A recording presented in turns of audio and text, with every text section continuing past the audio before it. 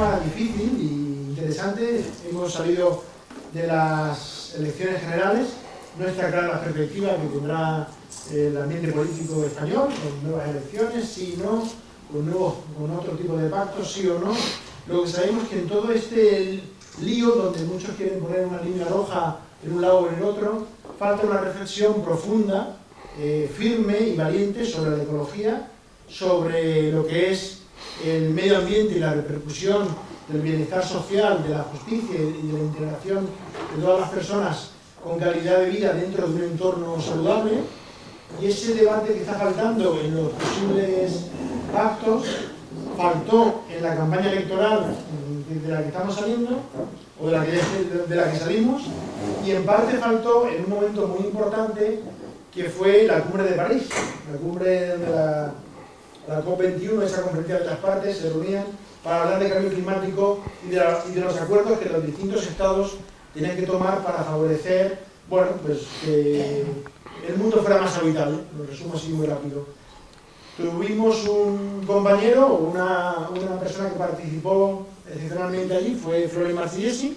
Hoy nos acompaña, hoy tenemos la suerte de que esté en Viena.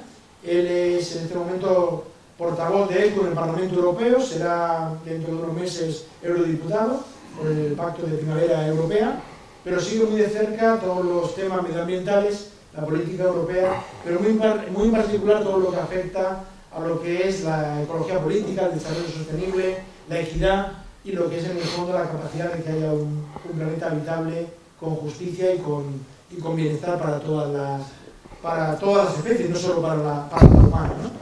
Creemos desde la Asamblea Verde de Viena que era muy importante poder conocer qué pasó en la COP21, y el título, no sé, el título suena futurista, ¿no? Si el futuro del clima más allá, ¿no? Después de París, en el fondo lo que estamos hablando es que hay unas interrelaciones dignas de conocer y de profundizar, pero sobre todo que hay un acuerdo, no sé si muy incomprensible o comprensible, el acuerdo de París, que nos puede ahora, Florian, ayudar a conocerlo mejor, pero sobre todo a conocer los entresijos, ¿no? ¿Qué pasó allí? ¿Por qué pasó eso? ¿Y qué debe pasar ahora en adelante? Pues para que los temas medioambientales sí que estén de verdad en el centro de la agenda política y no sean algo colateral que en el fondo nos perjudicaría a todos y a todas. Y nada más, quiero agradecerle a Florian su presencia, Bruselas, Alicante, Viena, eso está muy bien hecho, y agradeceros a todas y a todos vuestra presencia.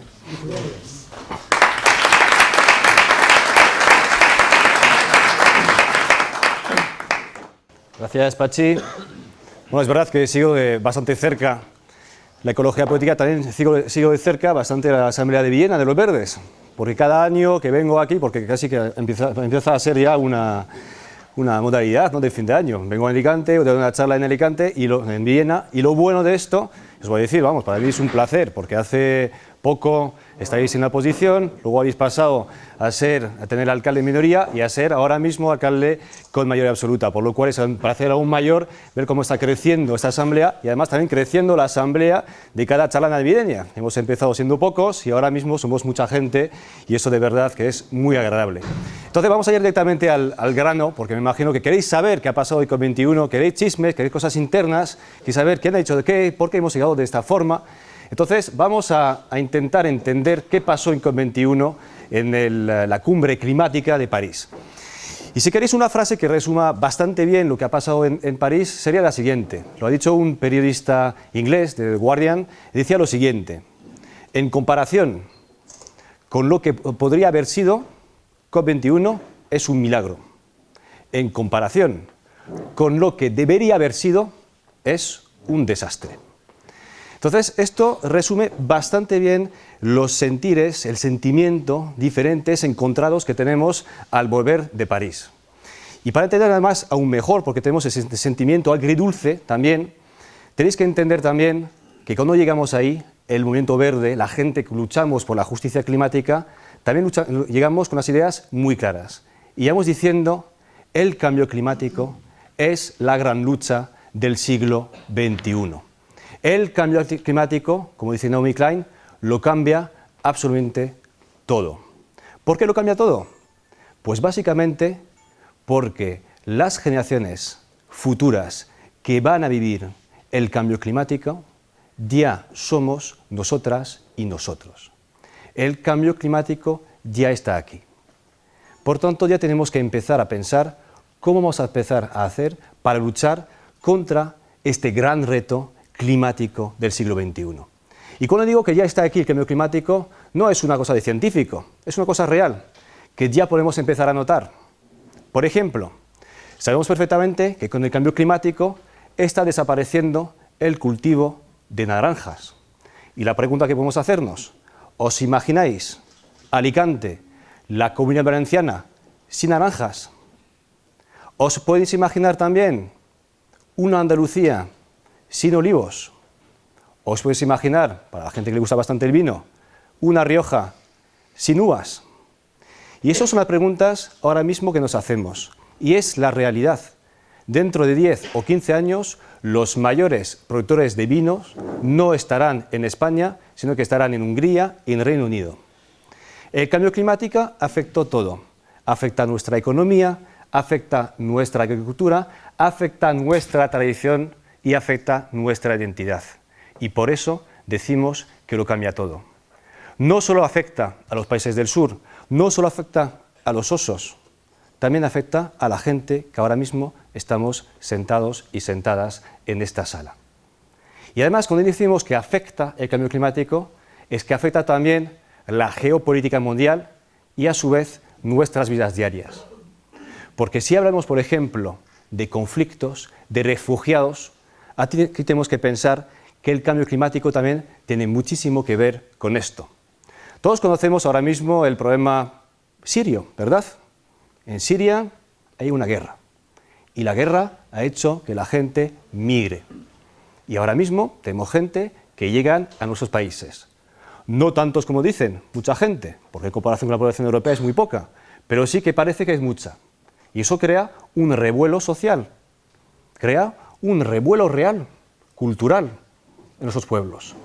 Pero la pregunta que tenemos que hacernos también es, ¿por qué la gente está migrando? Ya hemos dicho que era por la guerra, pero ¿por qué hay guerra en Siria? Y aquí tenemos que empezar ya a profundizar un poco los hilos que nos llevan a tener este tipo de conflictos. Pues que sepáis que en Siria, en los últimos 10 años, entre 2005 y 2015, hubo la peor sequía de su historia. La peor sequía de su historia, que significó que murió más del 90% de su ganado en las regiones más rurales, que no tenían acceso al agua, no tenían sus cosechas. ¿Y esto qué significa? Cuando la gente no tiene acceso a su ganado, que no tiene acceso al agua, que no puede comer, eso significa que empiezan a migrar. Primero migran dentro del país, van a las ciudades, aquí van a los suburbios, se empobrecen. Y esto desestabiliza cualquier tipo de país. No digo que el cambio climático es la única razón de entender lo que pasó en Siria, pero sí que ha jugado un papel central. El cambio climático ha sido un detonante de la guerra en Siria. Y no es la única guerra que tiene razones climáticas ecológicas. Darfur, por ejemplo, las primaveras árabes también, en Egipto, en Libia. Eso todos tienen que ver con raíces ecológicas, porque lo ecológico, lo que nos lleva a comer o no comer, es central en cualquier tipo de conflicto del siglo XX en el siglo XXI. Por lo cual, cuando entendemos que la guerra de Siria tiene fuertes raíces climáticas, entendemos también que la gente que migra, migra también por razones climáticas. Eso es lo que llamamos los refugiados climáticos. Y ojo, no lo digo yo, lo dice Naciones Unidas. Ahora mismo la principal razón de migraciones en el mundo no es la económica, no es la religiosa, es la climática. Más de 50 millones de personas al año. Y si seguimos por este camino, o por este mal camino, mejor dicho, podríamos llegar a las 250 millones de personas dentro de 10 años. Y en 2050 a más de 1.000 millones de personas al año. Esta es la realidad que nos espera. Y por supuesto, cuando hablamos de refugiados, hablamos de la dignidad de esas personas que migran pero no quieren migrar, y además hablamos también de la dignidad de los países que recibimos a estas personas, porque quien dice conflicto, dice doble conflicto, del punto de partida y del punto de llegada. Por tanto, eso significa que el cambio climático lo cambia todo, vuestra economía, vuestro bienestar, vuestro empleo y también vuestra convivencia. Entonces os podéis imaginar que cuando llegamos con esas ideas, pues esperamos lo mejor de COP21, esperamos lo mejor de esta cumbre climática, porque sabemos que tenemos un reto que es el mayor reto del siglo XXI, el que va a hacer que esta sociedad pueda seguir viviendo con dignidad, con bienestar, con felicidad dentro de los límites del planeta. Pero es verdad que cuando llegamos a este tipo de cumbre tenéis que imaginar que aquí es muy complejo. Es muy complejo porque lo primero que tenemos son 196 partes, que se llaman, es decir, los que negocian. Las partes son los países de Naciones Unidas más la Unión Europea, que negocia como conjunto. Por eso decimos que son 195 países más la Unión Europea, por tanto, 196 partes. Pero 196 partes que tienen intereses totalmente contradictorios, divergentes. Ojo, teníamos ahí en COP21, por ejemplo, Arabia Saudí. Y aquí además un pequeño detalle que es bastante interesante. Los países suelen mandar a COP21 o a esas cumbres climáticas sus ministerios o sus ministros de medio ambiente. En nuestro caso mandaron a Tejerina a hacer la foto, porque no ha estado casi. Pero Arabia Saudí, ¿a quién mandó? A su ministerio del petróleo. Entonces os podéis imaginar, cuando tenéis un país que manda a su ministro de petróleo, ¿qué va a defender? No está aquí para defender los intereses del clima, los intereses de los refugiados, los intereses de las personas que sufren de cambio climático. No, está aquí para defender el negocio petrolero de las monarquías petroleras. Esto era el objetivo de Arabia Saudí. Y no era el único. Venezuela también. Venezuela a defender los combustibles fósiles que hacen posible su revolución. También teníais Argentina a defender el gas no convencional que tienen ahí y quieren explotar. Y también, por ejemplo, a Polonia, que entre nosotros llamamos la Arabia Saudí de Europa, porque ellos tienen carbón y el carbón lo quieren quemar y por tanto no pueden tener objetivos demasiado ambiciosos en COP21 para poder seguir quemando su carbón. Primeros intereses, estos, del petróleo, del gas y del carbón. Luego teníamos a otro tipo de países, a las antípodas de esos países. Son, por ejemplo, los países del Caribe o del Pacífico y también muchos países de África. Son los países que llamamos ahí los países más vulnerables. ¿Por qué? ¿Por qué van más vulnerables? Pues simplemente porque algunos de esos países, si sigue adelante el cambio climático, son países que van a desaparecer. Ya no estamos hablando de mejor o peor bienestar, estamos hablando de supervivencia. Por ejemplo, Tuvalu, una isla del Pacífico. ¿Saben que dentro de 10 años su isla habrá desaparecido? Porque el agua habrá subido demasiado para hacer posible la vida en su isla. De hecho, ya tienen un contrato firmado con Nueva Zelanda para que su gente pueda migrar cuando esto ocurra. Entonces, puedes imaginar, ahí estaban diciéndonos, oye, chavales, necesitamos un acuerdo, porque sin acuerdo nosotros dejamos de existir. Nos negáis la existencia de nuestro pueblo. Entonces tenemos a los que defienden el petróleo, el gas y el carbón, los que defienden su supervivencia, y luego tenéis a otros, los emergentes. Cuando decimos emergentes, nos referimos, por ejemplo, a la China o a India. ¿Ellos qué decían? Ellos decían, vale, yo reconozco que ahora mismo contamino mucho más que antes, porque el mundo ha cambiado bastante. Y es verdad que China e India, sobre todo la China ahora mismo, es el mayor emisor de CO2 a nivel mundial, ya ha superado a Estados Unidos. Pero también decían lo siguiente, decían, vale, yo emito mucho, pero al mismo tiempo tenéis que reconocer que la contaminación histórica no es culpa de China, es culpa de Estados Unidos, la Unión Europea o los países en general desarrollados. Por tanto, yo no estoy dispuesto a hacer las mismas o los mismos esfuerzos que los países desarrollados.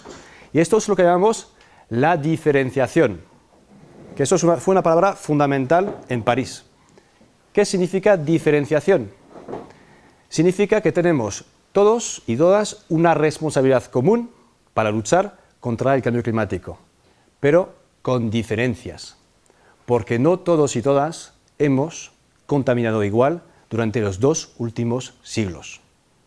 Para que os deis una idea, por ejemplo, lo que llamamos el norte, Unión Europea, Estados Unidos, hemos echado en los últimos 150 años más del 80% de los gases de efecto invernadero. Es decir, que el resto, China, India y todos los países más vulnerables, solamente el 20%. Por tanto, ellos dicen, yo estoy dispuesto a hacer mi parte, pero ojo, no más. No voy a botar mucha pasta, ni tampoco hacer mucho esfuerzo. Y yo, China, quiero emitir más CO2 hasta 2030.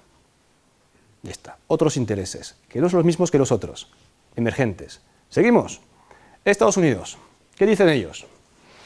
Pues ellos nos dicen, vale, yo reconozco también mi culpa. Aquí todos me va culpa, ¿no? Yo reconozco que yo también lo he hecho mal. Pero tenéis que saber, yo quiero firmar este acuerdo, a diferencia de Kioto. ¿Os acordáis Kioto, que fue el precursor de este, en 95? Pero Estados Unidos nunca lo firmó, porque ellos no quieren ningún tipo de protocolo, de acuerdo, que sea vinculante, es decir, que sea obligatorio. Y ellos llegan con esta línea roja. Dicen, nosotros no queremos un acuerdo vinculante que yo tenga que aceptar de forma obligatoria en Estados Unidos. ¿Por qué? Porque Obama, que sabe que tiene una mayoría republicana en contra de este acuerdo, no quería ir a su Senado para aprobar el acuerdo. Y para esto necesita que la palabra vinculante no aparezca en el acuerdo y poder aprobarlo él mismo con sus prerrogativas de presidente. Otro interés. Y luego tenéis la Unión Europea.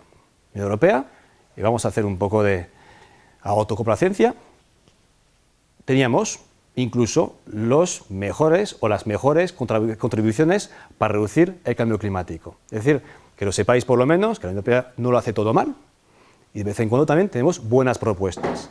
Y en este caso teníamos buenas propuestas de reducción de emisiones de CO2 al horizonte 2030.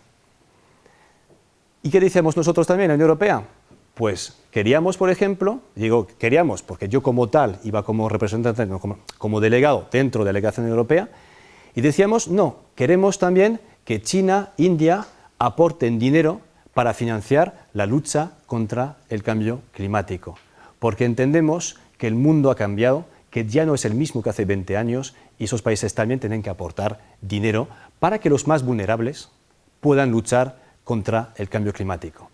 Y aquí está el segundo punto de fricción, muy importante, que se llama la pasta. ¿Quién paga? Cambio climático, daños. Daños, víctimas. ¿Quién se hace responsable de esas víctimas, esos daños? ¿Quién aporta el dinero para que esto pueda salir adelante? Eso es lo que llamamos la financiación de un fondo verde para luchar no solo contra el cambio climático, sino para poner en marcha la adaptación. Es decir, que nuestras sociedades, sobre todo las más vulnerables, se puedan adaptar al cambio climático. Y aquí tenéis otra vez intereses totalmente divergentes entre las partes. Entonces os podéis imaginar que tener un acuerdo con esos mimbres es muy complicado. Por lo cual, si alguien nos dice, esto es un acuerdo de mínimos, pues no es un acuerdo de mínimos, es que no se puede tener más con esto. Si queréis que toda la gente vuelva a su casa, la cabeza alta, diciendo yo he conseguido algo en el acuerdo, no puede ser de otra manera, porque no existe una gobernanza mundial que permite tener acuerdos más fuertes que estos. Y esto no es el problema de COP21, esto es el problema de la geopolítica mundial que tenemos ahora mismo. La geopolítica mundial que tenemos no permite tener un acuerdo más fuerte, más inclusivo. Hemos llegado a lo máximo que podemos hacer. Y eso también gracias, hay que reconocerlo, a la diplomacia francesa, que ha sido excelente. Han permitido que todos se sintieran incluidos en las negociaciones. Hasta Cuba y Venezuela, que siempre critican, estaban contentos. Y eso hay que reconocerlo. Se ha conseguido. Y además también quería decir una cosa más, porque a veces aquí estamos muy beligentes, ¿no? Y decimos, es que es una vergüenza, los políticos que están ahí no nos representan porque no tienen en cuenta la voz del pueblo que lucha contra el cambio climático. Pero al mismo tiempo yo os pregunto, compañeros, en la campaña electoral, aquí en España, ¿quién ha hablado del cambio climático? 2 debates importantes, con El País, con A3 Media. En el primero, A3 y la silla vacía, teníamos a los periodistas que dijeron, bueno, queremos hablar del cambio climático, pero no hemos tenido tiempo. Y en el segundo, dijo Ana Pastor, que suele ser buena, pero en este caso falló, dijo, bueno, es verdad, el cambio climático puede ser una cosa importante, pero ya podréis mirar, si queréis, los programas de los candidatos. Entonces yo creo que incluso lo que tenemos en COP21 es mucho más ambicioso que lo que proponen los propios políticos de nuestro país, sean de izquierda o de derecha, por desgracia. Entonces eso también que no nos hagamos mirar a nosotros mismos. Si queremos conseguir mucho más en este tipo de cumbres, pues desde luego tenemos que cambiar muchísimas cosas también dentro de los propios partidos políticos o movimientos sociales que luchan por el cambio y quedan clarísimo que el cambio climático ya es una prioridad transversal. Ya no es una cosa que dejamos para el final de los debates, ya no. Esto tenemos que empezar con esto, porque el cambio climático es como una sierra que utilizamos para cortar la rama donde nos sentamos. Y si caemos, caerán todo el resto del debate. Educación, bienestar, no sirve para nada, porque bienestar solo se conseguirá si cuidamos el planeta. Entonces, eso es el primer punto. Haber salido de COP21 de París con un acuerdo de este tipo, que es universal, porque todos los países, menos uno, Nicaragua, aquí paso los detalles, pero bueno, menos uno lo han firmado, por tanto eso quiere decir que es universal, es un milagro. Es un milagro. Pero al mismo tiempo, el periodista inglés tiene razón. Además de milagro, es también un desastre. Porque si miramos el contenido, como científicos o como ecologistas, por ejemplo, pues nos damos cuenta que no es tan bueno como uno nos gustaría y dos, más importante, como debería ser. Porque algo que hemos ganado es lo siguiente. Hemos ganado por lo menos que el objetivo final, a largo plazo, de este acuerdo, fuera lo siguiente. Hacer lo máximo para que las temperaturas no aumenten más de 1,5 grados al final de este siglo en comparación con las temperaturas de la edad preindustrial. Y eso era una demanda muy fuerte de los movimientos ecologistas y por la justicia climática y por los científicos. Y esto lo hemos conseguido. Aliados también con las islas del Pacífico y del Caribe, lo hemos conseguido. Y eso está muy bien. El único problema es que las herramientas, instrumentos concretos que contiene el acuerdo no permiten llegar a este objetivo. Algunos ejemplos. Primero, no se ha incluido la aviación y el transporte marítimo. Aviación y transporte marítimo son más del 10% de las emisiones de CO2. Pensar que podemos conseguir este objetivo a largo plazo sin incluir este sector es totalmente ilusorio. Y no lo hemos conseguido. Eso es un fallo grave. También no hemos conseguido tener contribuciones de los países suficientemente ambiciosas como para esperar conseguir ese objetivo. Porque ahora mismo, ¿qué hacemos? Cada país presenta un plan y dice, yo en 2030 voy a reducir de tanto por ciento las emisiones de CO2. Y luego lo que hacemos, bueno, hace Naciones Unidas, coge todas las contribuciones y dice, con esas contribuciones que tenemos, llegamos a un aumento de temperatura de tanto para tal año. ¿Cuál es el problema? Si cogemos todas las contribuciones voluntarias de los países, estamos llegando a un aumento de temperatura de más de 3 grados centígrados a finales de este siglo. Es decir, el doble del umbral de seguridad de 1,5. Esto sí que no es bueno. Y tampoco es bueno que no hayamos conseguido tener una palabra fundamental para nosotros como como justicieros climáticos, que era la descarbonización. Es decir, queremos que este mundo en 2050 sea un mundo descarbonizado, donde podamos vivir sin petróleo, sin gas, sin carbón y además con energías limpias. Y eso no lo hemos conseguido. Por lo tanto, ya tenemos el segundo bloque. Si lo miramos desde un punto de vista científico, entendemos que este acuerdo no es suficiente. ¿Y sabéis qué? Toda la gente lo sabe. Hasta los que negociaban a más alto nivel lo sabían también. Toda la gente lo sabe perfectamente. Y además, ¿sabéis quién negociaba por España? Por España, nadie. Por la Unión Europea. España, como parte de la Unión Europea, acordaréis, 195 países más uno, Unión Europea. España, parte de la Unión Europea, negocia Unión Europea. La Unión Europea negociaban dos personas. Cañete, nuestro amigo, gran amigo. Bueno, al final, además os voy a decir una cosa que se queda entre nosotros. Bueno, está grabado, pero bueno, se queda entre nosotros, no pasa absolutamente nada. Cañete lo ha hecho bien. Dentro de lo que cabe, ¿qué podemos esperar? Es decir, él es capaz de vender cualquier cosa. Desde el agrobusiness hacia el petróleo, lo hará bien. Y en este caso tiene que vender el clima. Bueno, la lucha contra el cambio climático. Y se ha mantenido bien, fiel a las posturas de la Unión Europea. Aquí nada que decir. Se ve que está hecho para negociar con otra gente. En ese tiempo, con él, teníamos otra persona que era bastante interesante para nosotros, porque era la ministra verde de Medio Ambiente de Luxemburgo. Por tanto, tenemos estas dos cabezas que negociaron. Y lo hicieron, vamos, dentro de lo que cabe, bastante bien. Pero es verdad que no hemos conseguido esas cosas más importantes que os comentaba. Al mismo tiempo, tenemos que pasar a la tercera fase de análisis de esto. Porque esto, hasta el momento, es un análisis de geopolítica, que está muy bien, un análisis de contenido, pero un análisis de contenido que no deja de ser un análisis estático. Porque lo único que miramos es el contenido del detalle. Pero tenemos que mirar, quizás dar un paso atrás, y decir también tenemos que hacer un análisis más dinámico. Y el análisis más dinámico ya vais a ver que es un poco diferente. Porque al final un acuerdo es lo que hacemos de él. Es tal y como lo entendemos. Un acuerdo como tal no es ni bueno ni malo. Es lo que hemos conseguido en un momento dado.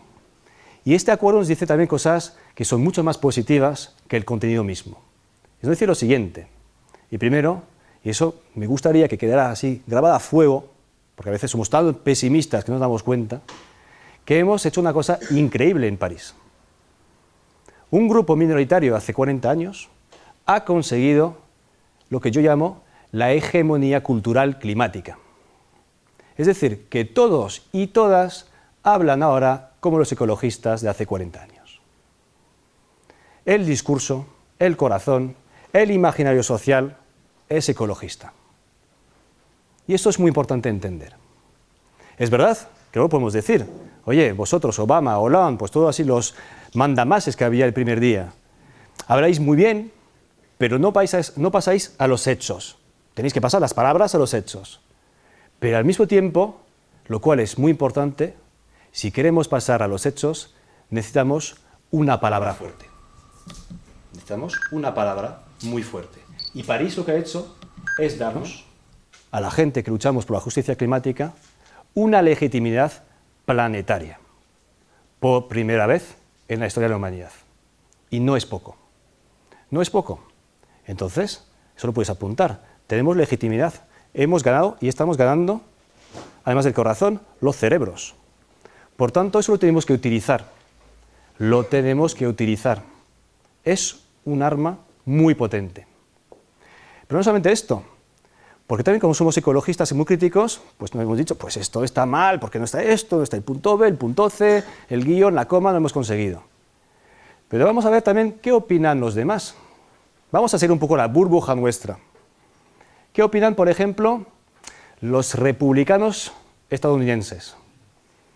¿Están contentos con el acuerdo? No sé. ¿Contentos? A ver, si me habéis seguido, la respuesta es bastante lógica. Vamos a ver quién te ha seguido aquí. A ver. No están contentos porque no se comprometen. ¿Qué va? Para ellos ya es demasiado vinculante.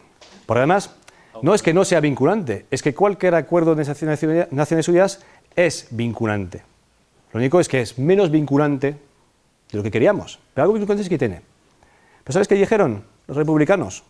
Dijeron que esto era el diablo. ¿Y por qué es el diablo? Porque este acuerdo va en contra del comercio, según ellos. Va en contra del comercio. ¿Y su sueño cuál es? Tumbar a Obama para tumbar este acuerdo. Seguimos. Hay un lobby muy interesante, vamos, a nivel sociológico, profesional, pero es el lobby del carbón. Se llama Eurocol, en Europa, el lobby del carbón. Y su secretario general dijo lo siguiente, justo después del Acuerdo de París, y dijo, con este acuerdo, lo que ha hecho Naciones Unidas es poner como enemigo público número 1 en el mundo las energías fósiles. Así lo está viviendo el lobby del carbón. Lo están viendo como lo peor de lo peor para su negocio. Y tiene parte de razón. 2 razones. 1, el mercado del carbón durante COP21 cayó en picado. Porque los mercados, ya sé que a veces no nos gustan los mercados, ¿no? Los mercados, el Dios mercado. Pero los mercados al final, ¿cómo funcionan? Funcionan sobre la emoción, sobre la psicología y la anticipación. ¿Ellos qué anticipan con el acuerdo? No anticipan el contenido, les da igual el contenido. Lo que anticipan es cómo va a reaccionar la gente ante el acuerdo. Ellos anticipan de que la gente va a dejar de invertir en las energías fósiles para invertir en las energías limpias, lo cual es verdad, porque desde París hay más inversiones, aún más, en las energías limpias que en las energías fósiles. Y eso también es una señal muy importante. La señal que manda París es una señal de transición de una era fósil a una era renovable. Por eso tenemos que mirar menos al contenido y más en la dinámica que está dando el acuerdo. El acuerdo nos da una dinámica, una brecha pequeña, recuerdo, una brecha muy pequeña que se puede cerrar o se puede ampliar. Y eso va a depender de la capacidad que tenemos como sociedad a nivel local, a nivel nacional, a nivel europeo, para ampliar esta brecha. Porque esta brecha, como cualquier brecha, se puede cerrar o se puede ampliar. Y el acuerdo lo tenemos que utilizar de forma dinámica para tener una movilización que sea social y política para coger esta brecha y ampliarla todo lo que podamos, haciendo 2 cosas básicas. 1, pedir a los países que lo han firmado que lo cumplan. Porque además puede ser todo lo vinculante que queráis, pero si no se cumple al final, da igual. Por tanto, lo que necesitamos es una sociedad civil y política exigente. Y por eso aquí vuelvo a lo que decía al principio. Si ni siquiera somos capaces de hablar de esto en campaña electoral, ¿cómo vamos a pedir al gobierno que cumpla con esto?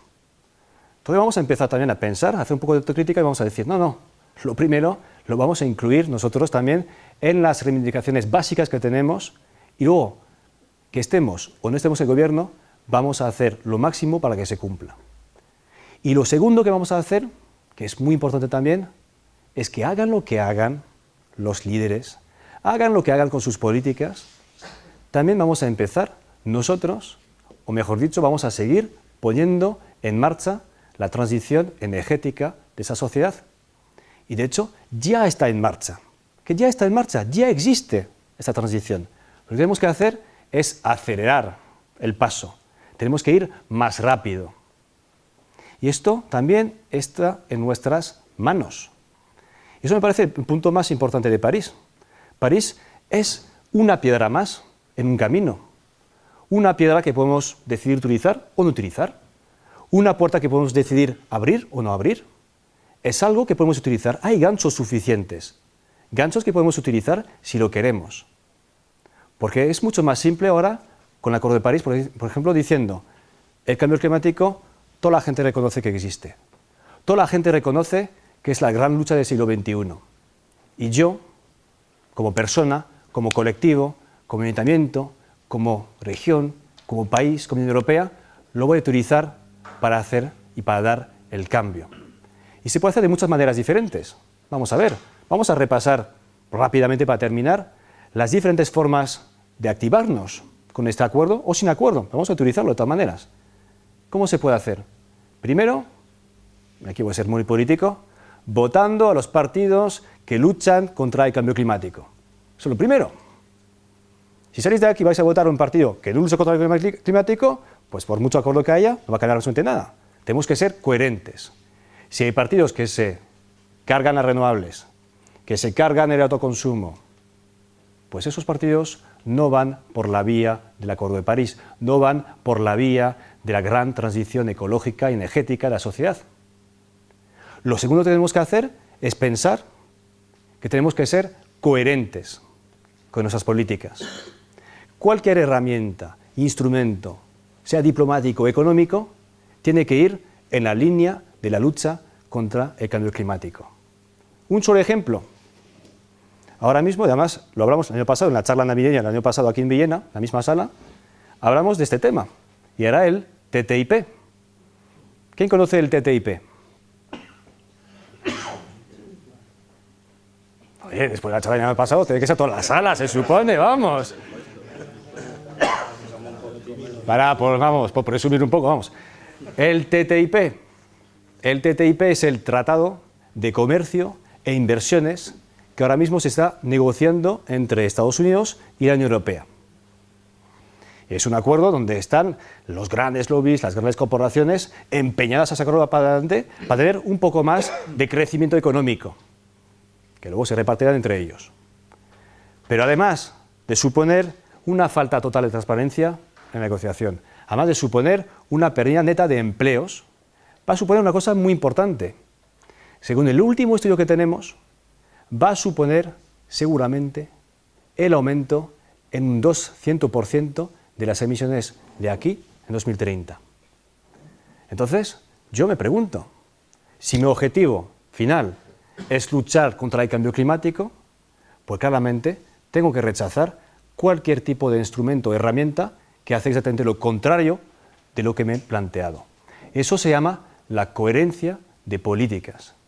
Tenemos que ser coherentes con todas las políticas que tenemos. Y eso a todos los niveles. Eso puede empezar aquí en Villena. Cualquier tipo de política, sea social, económica y por supuesto medioambiental, tiene que tener como objetivo la lucha contra el cambio climático, de forma transversal. Ni una política se puede librar, ni una. Eso es imposible. Tenemos que ser coherentes. Y eso también nos puede servir el Acuerdo de París. ¿Queremos conseguir este objetivo de 1,5 grados? Pues sí, pues lo vamos a poner en marcha en las políticas locales, estatales y europeas que tenemos. Pero más allá de esto podemos hacer más. Y podemos decir, además queremos ser proactivos y queremos tener políticas, por ejemplo económicas, que luchan a favor del clima. ¿Cómo se puede hacer? Pues vamos a apostar, por ejemplo, por la economía verde, que además hace dos cosas a la vez. Por un lado, lucha contra el cambio climático porque invierte en actividades que son poco intensivas en emisiones de CO2, pero al mismo tiempo son actividades que son muy intensivas en puestos de trabajo.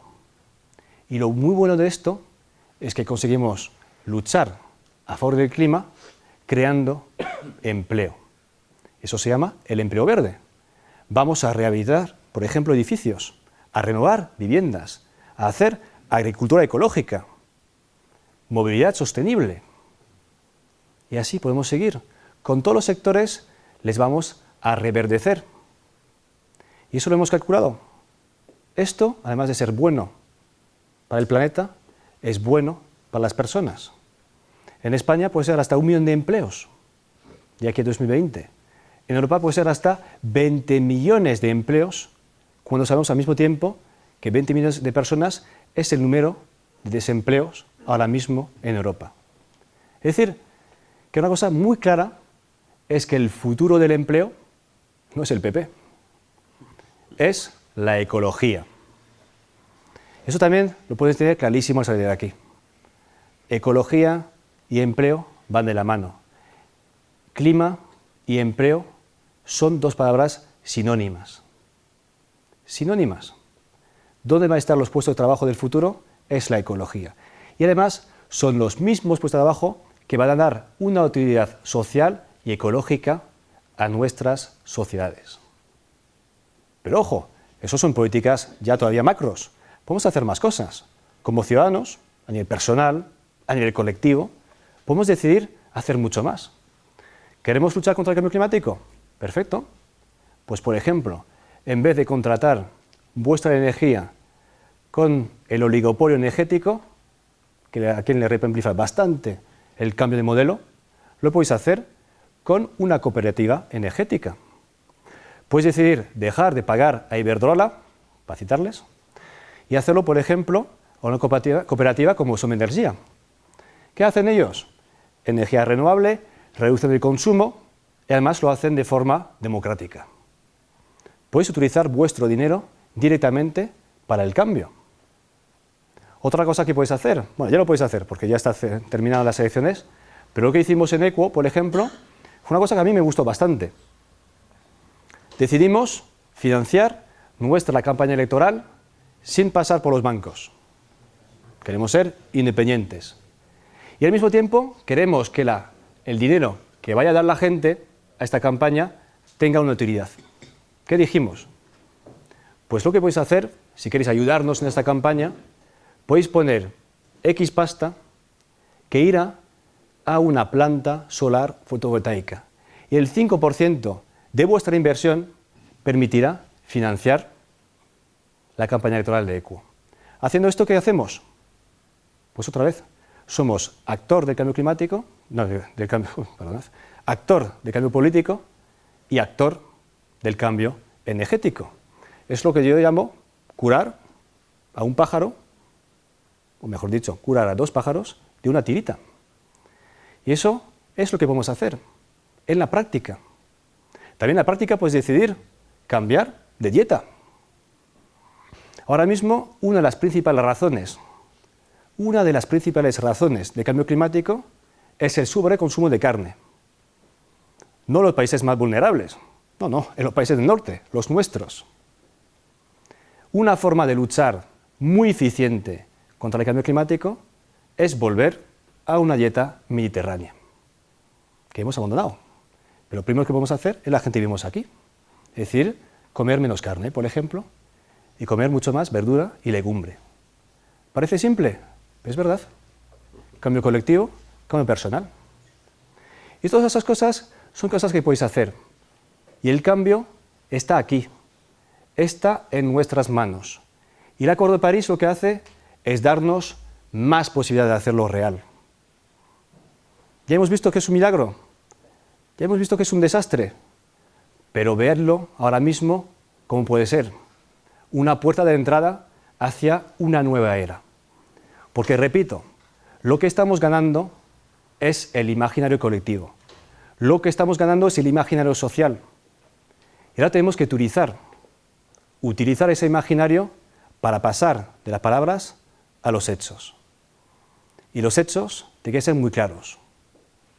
Tenemos que ser coherentes, ser actores del cambio a nivel social, personal, a nivel cultural, estructural, a nivel político y social, y además con un objetivo que sea muy claro. Un objetivo que sea transversal, un objetivo que realmente inunde todas las políticas públicas y al mismo tiempo nuestras acciones como ciudadanos.